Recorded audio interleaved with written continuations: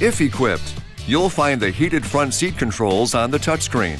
From the Controls menu, press Heated Seat to activate the system. Press the control once to choose high or twice to choose low. Press it a third time to turn the heater off.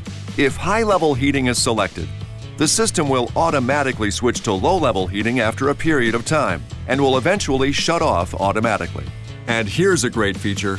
You can set your heated seats and heated steering wheel to come on automatically when specific temperatures are reached. Select More on the touchscreen and then Settings. Now, scroll to Auto On Comfort and Remote Start. From here, select Auto On Driver Heated Seat and Steering Wheel with Vehicle Start.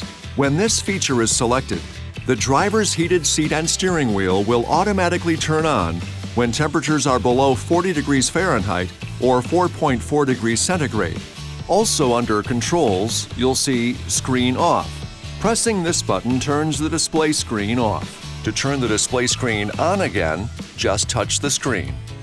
This video is not intended to take the place of your owner's manual. For complete details and other important safety information, please see your owner's information.